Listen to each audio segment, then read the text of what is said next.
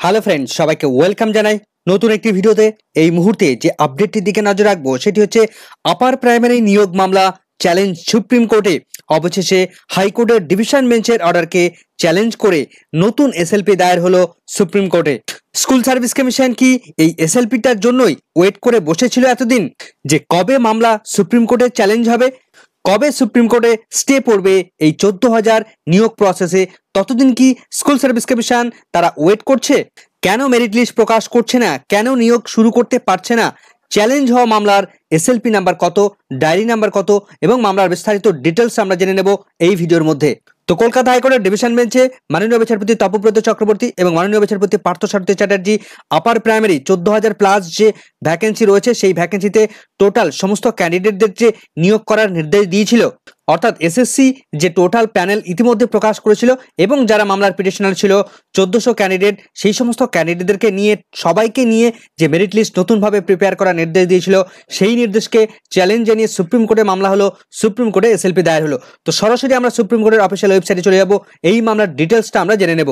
তো তার আগে বলে রাখবো বন্ধুরা, যারা চ্যানেলটিতে নতুন আছেন অবশ্যই একটু সাবস্ক্রাইব করে রাখার অনুরোধ রইল এবং কোনো রকম স্কিপ না করে শেষ পর্যন্ত দেখার অনুরোধ রইল। তো আমরা চলে এসেছি সুপ্রিম কোর্টের অফিসিয়াল ওয়েবসাইটে। তো আমরা দেখতে পাচ্ছি যে সুপ্রিম কোর্টে আপার প্রাইমারি মামলার যে নতুন এসএলপি দায়ের করা হয়েছে সেই মামলার ডায়েরি নাম্বার আমরা সরাসরি দেখতে পাচ্ছি 42541 2024-এর। যে মামলা পিটিশনার ছিল রাজীব ব্রহ্ম, আমরা জানি কলকাতা হাইকোর্টের ডিভিশন বেঞ্চে রাজীব ব্রহ্ম পিটিশনার ছিল versus state of West Bengal respondent রয়েছেন। তো রাজীব ব্রহ্ম এই মুহূর্তে এই মামলার পিটিশনার, সেখান থেকে তিনি কিন্তু চ্যালেঞ্জ জানিয়েছেন। তো কাদের পক্ষ থেকে চ্যালেঞ্জ জানানো হয়েছে বিস্তারিত থাকবে। তো মামলার ডায়েরি নাম্বার এখানেও আমরা দেখতে পাচ্ছি 42541 2024-এর। তো কবে এই মামলাটির ডায়েরি ফাইল করা হয়েছে? তো আমরা দেখতে পাচ্ছি 15/9/2024 তারিখ, অর্থাৎ 15ই সেপ্টেম্বর, অর্থাৎ গতকালকেই এই আপার প্রাইমারি মামলাটি চ্যালেঞ্জ জানানো হয়েছে সুপ্রিম কোর্টে। তো কখন টাইমটা দেখুন, রেজিস্ট্রেশন করা হয়েছে কবে, ফাইল করা হয়েছে কবে, 7:47 সন্ধ্যা 7:47 এই সুপ্রিম কোর্টের অফিসিয়াল ওয়েবসাইটে এটি আপডেট করা হয়েছে, অর্থাৎ এসএলপি ফাইলটা করা হয়েছে। তো মামলাটির কেস নাম্বার, এসএলপি নাম্বার এখনো পর্যন্ত পড়েনি। এসএলপি নাম্বার পড়তে এখন একটু টাইম লাগবে, কিছুদিন। তো মামলাটি প্রেজেন্ট এবং লাস্ট লিস্টে এখনো পর্যন্ত কোনো কিছু আপডেট করা হয়নি। মামলাটির বর্তমানে স্টেজ এখনো পর্যন্ত কিছু আপডেট করা হয়নি। সদ্য যেহেতু মামলাটি এসএলপি দায়ের করা হয়েছে, ডায়েরি নাম্বার সবে মাত্র পড়েছে, এখনো এসএলপি দায়ের করা হয়নি। তো মামলার পিটিশনার আমরা দেখতে পাচ্ছি এখানে দেখুন রাজীব ব্রহ্ম রয়েছে এই মামলার পিটিশনার। তো রাজীব ব্রহ্ম ডিভিশন বেঞ্চেও পিটিশনার ছিল, সিঙ্গেল বেঞ্চে পিটিশনার ছিল, সুপ্রিম কোর্টে গিয়েও তিনি পিটিশনার রয়েছেন। তো রেসপন্ডেন্ট রয়েছেন the state of West Bengal versus, তার পাশাপাশি রেসপন্ডেন্ট রয়েছেন the board of secondary education, অর্থাৎ মধ্যশিক্ষা পর্ষদ এবং স্কুল সার্ভিস কমিশন, তারা দুজনেই রয়েছেন রেসপন্ডেন্ট। তো পিটিশনার তাদের অ্যাডভোকেট রয়েছেন শুভাশিস ভৌমিক নামে একজন অ্যাডভোকেট, তিনি এই পিটিশনারের হয়ে লড়বেন।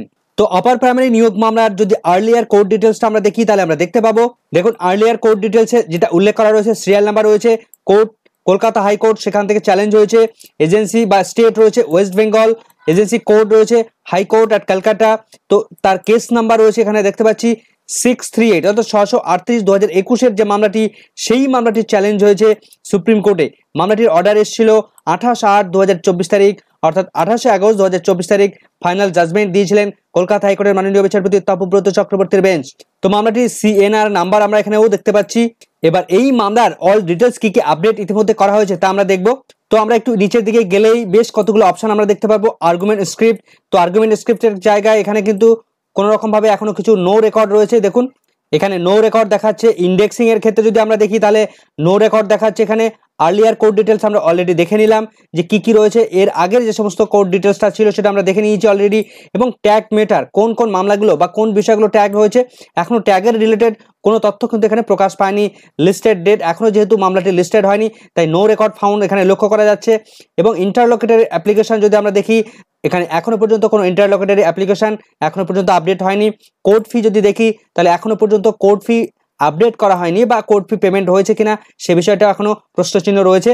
তো নোটিশ এখনো পর্যন্ত কি কি নোটিশ, এখনো পর্যন্ত কিন্তু কোনো নোটিশ আপডেট হয়নি। তো মামলার ডিফেক্ট আছে কিনা আমরা দেখব। তো মামলার ডিফেক্টস এখানে কোনো রকম ভাবে এখনো পর্যন্ত রেকর্ড হয়নি, অর্থাৎ মামলাটি সবে সদ্যমাত্র ডায়েরি হয়েছে, তাই এখনো ডিফেক্ট ডিটেক্ট করা হয়নি বা সুপ্রিম কোর্ট তারা এখনো পর্যন্ত ডিটেলসটা আপডেট করেনি। এবং মামলাটির অর্ডার বা জাজমেন্ট এখনো পর্যন্ত কোনো অর্ডার তো জাজমেন্ট হওয়ার কথাই নয়, সবেমাত্র এসএলপি ফাইল হয়েছে, তাই এখানে নো রেকর্ড ফাউন্ড দেখাচ্ছে। এবং মামলাটির মেনশন মেমো নাম্বার যদি আমরা দেখি তাহলে এখনো পর্যন্ত সেখানেও নো রেকর্ড দেখাচ্ছে। ড্রপ নোট সেক্ষেত্রেও নো রেকর্ড দেখাচ্ছে। অফিস রিপোর্ট এখনো পর্যন্ত কোনো রকমভাবে অফিস রিপোর্ট প্রকাশিত হয়নি, কারণ এখনো পর্যন্ত কোনো শুনানি হয়নি, তাই নো রেকর্ড দেখাচ্ছে।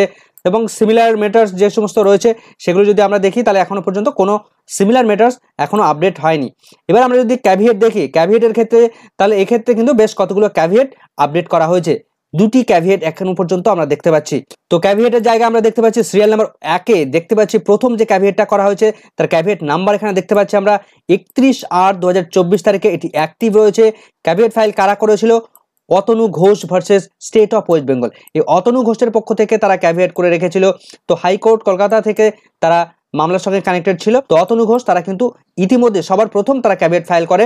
তো কেস নাম্বার বা জাজমেন্ট ডেট আমরা দেখতে পাচ্ছি 638/2021 যে মামলাটির জাজমেন্ট এসেছিল 28/8/2024 তারিখ। অ্যাডভোকেট রয়েছেন পরমিন্দর সিং ভুল্লার। তার পাশাপাশি দেখুন সেকেন্ড যে ক্যাভিয়েট দাখিল করা হয়েছে তার নাম্বার আমরা দেখতে পাচ্ছি এখানে। সেই ক্যাভিয়েটটি দাখিল করা হয়েছিল 2/9/2024 তারিখ, অর্থাৎ 2রা সেপ্টেম্বর এই ক্যাভিয়েটটি ফাইল করা হয়েছিল, সেটি অ্যাক্টিভ রয়েছে। তা কাদের পক্ষ থেকে এটা করা হয়েছে?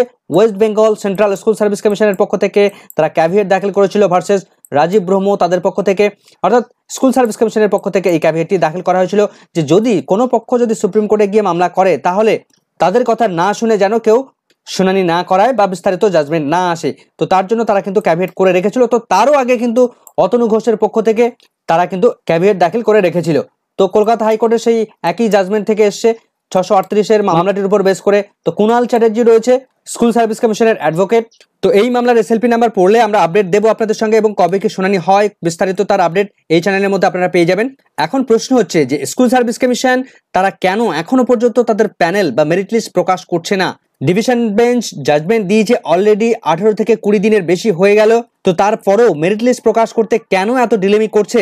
তো আমরা আগের ভিডিওতে জেনেছিলাম যে স্কুল সার্ভিস কমিশনের চেয়ারম্যানের সঙ্গে যারা দেখা করতে গিয়েছিলেন তাদেরকে তিনি বলেছেন যে এই সপ্তাহে যদি সম্ভব হয় বৃহস্পতি শুক্রবার দিকে একটা সম্ভাবনা তৈরি হবে যে তারা প্যানেল প্রকাশ করার, কিন্তু কোনো গ্যারান্টি নেই বা কোনো সিওরিটি নেই যে সেদিন তারা প্রকাশ করতে পারবে। তো এই সপ্তাহে আশা করা যায় প্রকাশ করতে পারবে বলে মনে হয় না, হয়তো পরের সপ্তাহের প্রথম দিকে গিয়ে তারা প্যানেল প্রকাশ করার সম্ভাবনা তৈরি হবে।